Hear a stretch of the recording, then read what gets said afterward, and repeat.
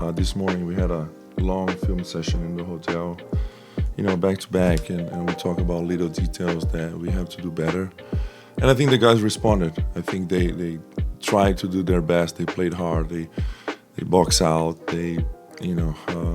All the segments that we have, our schemes on defense, on offense, they tried to do the right things and paid off. So good to see that. Of course, we made shots and we play hard, but just following the game plan and trying to do those little things.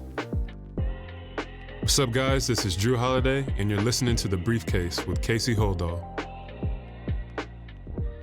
Greetings, Blazer fans, and welcome to The Briefcase, presented by Spirit Mountain Casino. Episode 181 of The Briefcase, presented by Spirit Mountain Casino. I am Casey Holdahl, and your Portland Trail Blazers getting a 4-game road trip off to a split start by splitting a pair of back-to-back games versus the Toronto Raptors and the Cleveland Cavaliers. Blazers lose in large part because of missed free throws to the Raptors in Toronto, then bounce back the next night and win in large part versus the Cavaliers thanks to free throws. We'll discuss both those games and the start of the Rip City Remix opening up their home schedule up here in North Portland at the University of Portland Chiles Center on this edition of The Briefcase presented by Spirit Mountain Casino. Well, about 10 days ago, the Trailblazers returned back from a 3-game road trip that had stops in Golden State, Oklahoma City, and Milwaukee. They returned to Portland, played 2 games, lose both those games to the Spurs and the Thunder, and then head back out for yet another 4-game trip that starts with a back-to-back versus the Raptors and the Cavaliers. Trailblazers get that off to a decent start, but not able to get it over the top. End up losing to the Raptors 121-118 Tuesday night in Toronto. Blazers shoot 71% from the field, 7-12 from 3 to score 39 points, 14 of those from Toumani Camara in the first quarter, which by itself makes you feel great. Trailblazers had 10 assists on 15 made field goals in that first quarter. Also great news, but unfortunately, the bad news was that even though they played that well, they only outscored the Raptors by 2 in the first quarter. Raptors shoot 63% from the field and 4 of 8 from 3 in the first quarter to go down just 2, despite the fact the Blazers have one of their best first quarters of the season. The bottom then drops out for the Trailblazers in the second quarter, as you oftentimes see when a team gets off to such a great start. Those numbers, those averages are going to come back at some point in time. And for the Trailblazers, they came back rather quickly. They shoot just 39% and go 1 of 9 from 3 and 5 of 12 from the free throw line. Free throws being an issue for this team, as we've talked about multiple times. Both sides of that spectrum in this back-to-back for the Trailblazers. They commit 8 turnovers, leading to 12 points, and end up going down 65-59 into the half. Raptors slowed down in that second quarter as well, but not nearly to the same level as the Trailblazers did. Didn't have nearly the number of mistakes, those turnovers, and those missed free throws in the second quarter. Really the difference probably in that game for the Trailblazers. Definitely the difference in the first half. The Blazers clean up those mistakes in the third quarter. They have just 1 turnover and miss just 1 free throw in the third quarter, but they shoot just 30% from the field and 2 of 9 from 3, while the Raptors shoot better than 60% from the field and go 57% from the 3-point line to take a 97-82 lead into the fourth quarter. And as they have typically done so many times this season, the Blazers do end up rallying in the fourth quarter behind the play of Deni Avdija, who had 11 points, 5 rebounds, and 3 assists in the fourth, and Jeremy Grant, who had 10 points, 3 rebounds, and 2 blocks in the fourth, but not able to get over the top. Basically, you look at the free throw shooting in that game, and that is the difference for the Trailblazers. If they had shot even halfway decent from the free throw line, they probably win that game.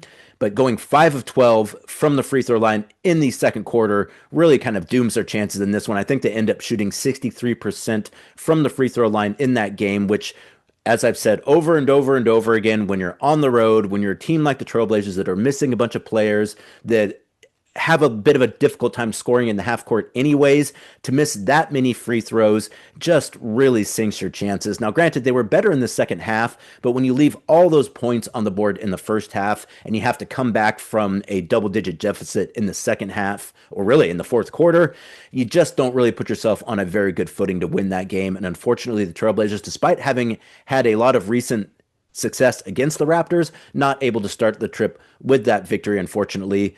Free throw shooting and those turnovers, particularly in the first half, basically the reason why they weren't able to do that. Deni Avdija in that game, 25 points on 6 of 15 shooting from the field, 3 of 7 shooting from 3, but just 10 of 15 shooting from the line, while putting up also a career-high 14 assists and 8 rebounds in 37 minutes. Deni Avdija continues to play all-star basketball, really all NBA level basketball at this point as well. It's still very early, so talking about all NBA teams should not be done. We're not going to do it. All-Star is still a little bit of ways, but we might as well start talking about that because Deni has absolutely been one of the best players in the NBA this season, one of the best players in the Western Conference this season. And if he continues this level of play, like we talked about on the last show, if he stays anywhere close to this level of play, he has to be an All-Star this season. Shaedon Sharpe with 23 points, 3 rebounds, 3 assists, 2 steals in 30 minutes back in his hometown of Toronto. Shaedon still, I don't know if he's still on a minutes restriction, did end up playing, as I mentioned, 30 minutes in that game. He's still coming off the bench, though, which would lead me to believe that maybe he's got somewhat of a restriction still, and maybe, those 30 minutes that he played in Toronto back home, maybe that was a little more than they probably wanted him to play in that game. But, when you're close in the fourth quarter and you're rallying, it's tough to have a minutes restriction and say, well, you hit your minutes restriction, so we're not going to try to win this game. I'm guessing maybe something like that happened. Unfortunately, Trailblazers not able to get that one. Other thing in that game, not that it really matters. In fact, it doesn't matter, but transparency is important. The NBA saying in their 2-minute report that Deni Avdija got absolutely hacked across his arm with about 8 seconds to play. Blazers down 4, was not called, should have been called, but was not called. So chances Trailblazers could have at least gotten to within 2 if Deni would have gotten that trip to the line, though with Deni free throw shooting in that game, maybe that's not the case. But either way, it wasn't called. Trailblazers didn't get that call, and that's just the way it goes. And again, when you do things like miss free throws, turn the ball over a lot, you don't give yourself a whole lot of room for error, and there's going to be errors. Officials are going to make mistakes, players are going to make mistakes, coaches are going to make mistakes, and you can't put yourself in a situation where you've made enough mistakes to where one more mistake is going to doom you. And that was kind of the situation the Trailblazers were in versus the Raptors. In that game as well, Jeremy Grant with 19 points, 4 rebounds, 2 steals, 2 blocks in 32 minutes. Toumani Camara, very nice game as well. 21 points on 7 of 12 shooting from the field, 6 of 10 shooting from 3, but 1 of 4 from the line. Toumani got to do better than that. 6 rebounds, 2 assists, a block, and a steal in 35 minutes. So the Trailblazers end up losing that game to the Raptors. As I mentioned, 121-118. Get on a plane right after the game, head down to Cleveland, go through customs, get into Cleveland sometime around 2:30, 3 o'clock in the morning to play the Cavaliers at 7 o'clock local time in Cleveland, 4 o'clock time back here in Portland. And in a situation, again, versus a team in the Cleveland Cavaliers, the Blazers have not had a whole lot of success against as of late. Second night of back-to-back, the Cavaliers are actually one of the best teams in terms of beating teams who are on the second night of back-to-back. Blazers, one of the better teams in terms of winning on the second night of back-to-back. So which one of those trends was going to continue? The Trailblazers able to get that one, 122-110 Wednesday night in Cleveland, one of Portland's best wins of the season, particularly on the road. Blazers absolutely feast at the free throw line. Just as much as they lost in Toronto because of free throws, they won in Cleveland very much because of free throws. Very important, particularly on the second night of a back-to-back when, again, you need the rest. You need to be able to score in the half court easily.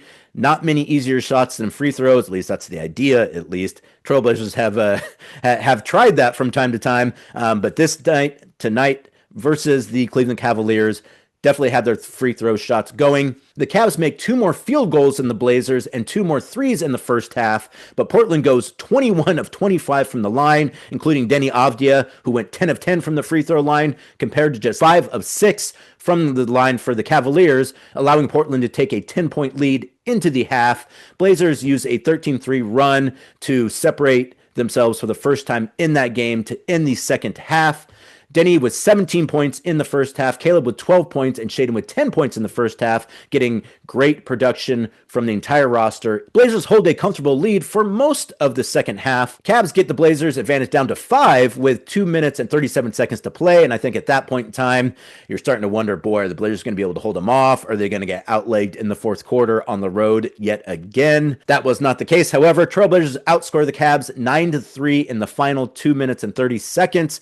Deni Avdija doing much of that, going 4-4 from the free throw line in crunch time to secure that 12-point victory for the Trailblazers. Deni ends the game with 27 points on 5 of 10 shooting from the field, 1 of 5 shooting from 3, but 16 of 17 shooting from the free throw line to go with 8 rebounds, 7 assists, a steal in under 36 minutes. Tom Haberstroh had a great stat tonight. Deni Avdija in his last 5 games has made more free throws than any Blazer in any 5-game stretch. Also, the Blazers shoot roughly 84% from the free throw line in wins, but 74% from the free throw line in losses. That's a 10-point swing. That is the second biggest swing of any team in the NBA between their free throw shooting in wins and their free throw shooting in losses. So if the Trailblazers are able to improve their free throw shooting, you figure that gives them a couple more wins this season, which with 3/4 of the season left to go, if they're able to improve from the line, they're going to put themselves in a pretty good chance to win a lot of these games that right now they're losing by a couple points. Shaedon Sharpe, another great game for Shaedon, 20 points, 9 rebounds, 5 assists, and 2 steals for Shaedon, who became the youngest player in franchise history to score 3,000 points. Shaedon definitely, after missing those games with that calf injury, having a few games kind of getting back into his rhythm. Seems like he's starting to make some progress there. We'll see how Shaedon does on the rest of this trip. Caleb Love with 20 points, 5 rebounds, 1 assist, and a steal in 27 minutes. Toumani Camara, another very nice game, 17 points on 5 of 7 shooting from the field, 3 of 5 shooting from 3, 4 of 5 from the line to go with 6 rebounds, 2 blocks in 35 minutes. And Jeremy Grant also having a very nice game, 16 points, 6 assists, 4 rebounds in 33 minutes to help the Trailblazers get that win. Trailblazers now 9-13 on the season, break a 3-game losing streak, and I believe they had a 4-game losing streak to the Cavaliers. So the Trailblazers in that make sure that they're at least going to get at least 1 win on this trip. Split the first 2 games, which, again, I think you feel really good about that going into games versus Detroit and Memphis. Days off between both of those games, so a chance to rest up, maybe even get a few guys back in the lineup. Not sure entirely where they're at in terms of some of those players who have been out, guys like Jrue Holiday, guys like Matisse Thybulle, who are supposedly getting close to returning. Not sure if we're going to see those guys on this trip, but either way, Trailblazers in a pretty good spot right now, and it seems like they're in a bit of a groove as well, and you'd like to get some players back because, guys are getting tired, I think, particularly on the road, but with the way that guys like Deni Avdija are playing right now, Jeremy Grant, Toumani Camara, Shaedon Sharpe rounding into form, guys are getting more of an opportunity now and getting a lot more shots than they would get if guys were healthy. And I think they're kind of starting to get into a groove in terms of that, and particularly Deni Avdija. I mean, Deni right now is doing absolutely everything for this team, showing himself to be someone who could probably take on more of a load in terms of playmaking once they get guys like Jrue Holiday and Scoot Henderson back into the lineup. And one of the reasons why Deni is having such a great run right now is because he's got the ball in his hands, he's driving, and he's getting to the free throw line. Deni now 5th in the NBA in free throw attempts per game. He's trailing only Luka, Giannis, SGA, and Zion in terms of free throw attempts per game. And if the Blazers are able to get those easy buckets, if they're able to put pressure on the defense with having a guy with Deni's size and speed and athleticism, going downhill, handling the ball, I think it really changes what this team can do. And I think, that's been something for this team throughout the years, I would say the past decade, just not necessarily enough ball handlers at the non-guard positions in order to be successful like you need to in today's NBA. And a guy like Deni Avdija really rounding into a point forward, I think could really kind of change their trajectory. And you wouldn't have known that he had that ability if those guys hadn't gotten injured. And granted, you'd rather not have those guys injured, but it does present an opportunity. And for the Trailblazers, that opportunity has been seeing what Deni Avdija can do with the ball in his hands. And I think we're seeing that what he can do is play at an all-star level, bring other guys up as well. And so I think that, while, again, it's not good that those guys have been injured, it's great that even though they haven't had those guys out there, they've been able to stay afloat in large part because of the play of guys like Deni Avdija. And you would just assume that when everyone gets back into the lineup, that's only going to make this team that much more dangerous when they're actually fully healthy. Well, as I mentioned, the Trailblazers getting great production from their two-way players in the win versus the Cavaliers. Really, they've got great two-way production from those players all season long. Caleb Love, 20 points, 5 rebounds, in 27 minutes to help the Trailblazers get that win versus the Cavaliers. Sidy Cissoko, who's still starting for the Trailblazers, 11 points, 4 rebounds in that game in 25 minutes. Very important production from both those players to get that win versus the Cavaliers, which brings us to the Rip City Remix, which started their home schedule this week up here on the peninsula at University of Portland, Chiles Center on the campus of University of Portland. After playing their first 6 games on the road, the Remix started their home schedule on Tuesday with a 146-108 victory versus San Diego Clippers at Chiles Center on the campus of the University of Portland, which is just a stone's throw down the street from where I'm recording right now. Blake Hansen led the Remix with 39 points on 14 of 18 shooting from the field and 6 of 9 shooting from 3, 21 points, 3 rebounds for Alex Reese, 10 points, 13 assists, 10 rebounds for Dylan Jones to get the triple-double in the first home game of the season for the Remix. 15 points, 13 rebounds, 7 assists for Javonte Cook, who got on a plane the next morning and flew to Cleveland to be with the Trailblazers for the victory versus the Cavaliers, just in case he was needed for that one. So a good start for the home schedule for the Rip City Remix, easily defeating the San Diego Clippers by nearly 40 points on Tuesday afternoon at the University of Portland. So after getting their first win of the season at home, the Remix back at it on Thursday, once again versus the Clippers. 6 o'clock start time for that game at Chiles Center at University of Portland. Young Hansen has been assigned to the Remix for that game, so he will board a flight from Cleveland on Thursday morning, arrive in Portland, and play with the Remix. I'm guessing he'll probably start in that game for the Remix as well. Definitely want to check that one out. I think I'm going to head to that game as well, but if you can't go, tickets are very reasonable.